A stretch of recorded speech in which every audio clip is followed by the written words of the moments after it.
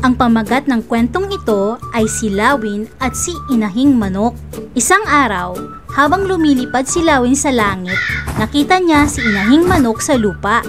Sabi ni Lawin, "Ang bait naman ng manok na yon. Gusto ko siyang maging asawa."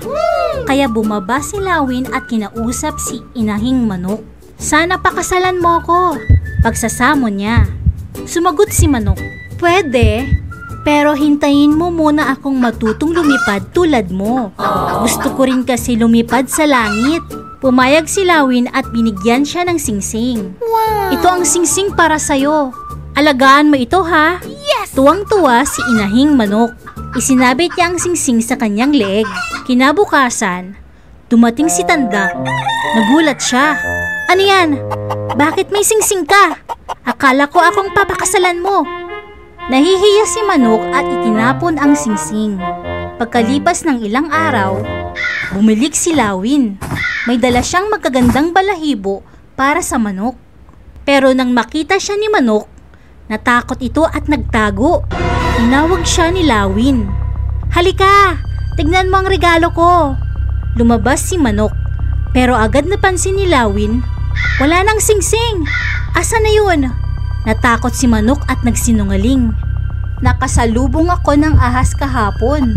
Natakot ako at tumakbo. Sa sobrang bilis ko sa pagtakbo, nawala ko ang singsing." Pero alam ni Lawin na hindi siya nagsasabi ng totoo. "Niloloko mo ako. Hindi maganda yan. Kapag nahanap mo na ang singsing, babalik ako. Pero sa ngayon, parusa mo ay ito. Araw-araw, kakalkal ka ng lupa para hanapin ang singsing. At kapag may nakita akong sisiw mo, kukunin ko sila." Lumipad si Lawin palayo, kaya hanggang ngayon, ang mga inahing manok ay patuloy sa pagkakalkal ng lupa. Hinahanap pa rin ang singsing ni Lawin. Sinira ni Inahing Manok ang pangako kay Lawin at nagsinungaling pa sa pagkawala ng singsing. Dahil doon, siya ay pinarusahan at kailangang patuloy na kumalkal sa lupa magpakailanman.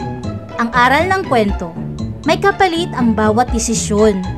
Kapag hindi natin tinupad ang ating salita o niloko natin ang iba, may hindi magandang maaaring mangyari sa atin bilang kapalit. Please like, share, and subscribe.